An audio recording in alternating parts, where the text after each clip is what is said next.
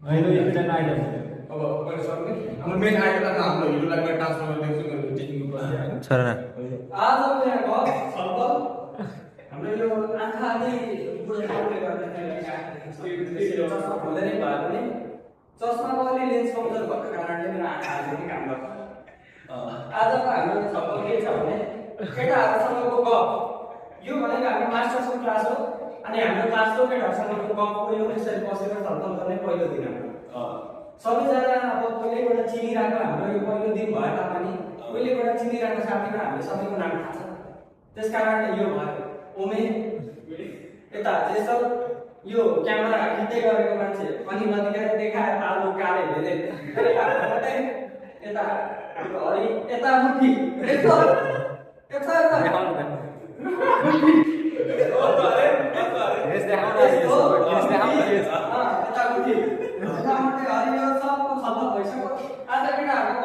विषय चाहिँ के छ भने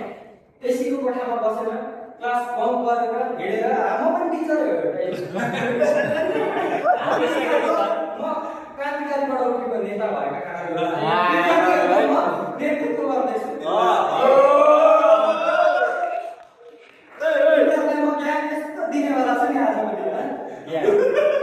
पहिलो कुरो कन्काइमा एडमिसन गर्नु मुख्य गल्ती होइन हाम्रो यो चिलको जिन्दगी हो यो चिलमा चिलै गरेर बिताउनु पर्छ भन्ने मेरो आदेश छ सबै विद्यार्थीमाथि विद्यार्थी मात्रै होइन विद्यार्थी मान्छे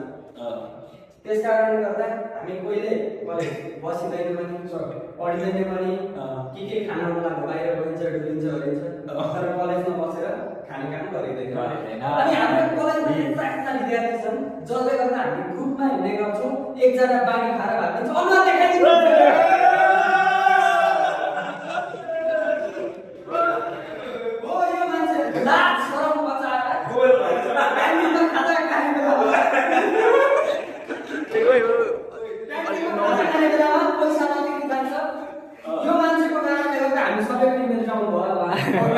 हो एकअर्काले बदनामी गर्नु नै हाम्रो के मुख्य उद्देश्य हो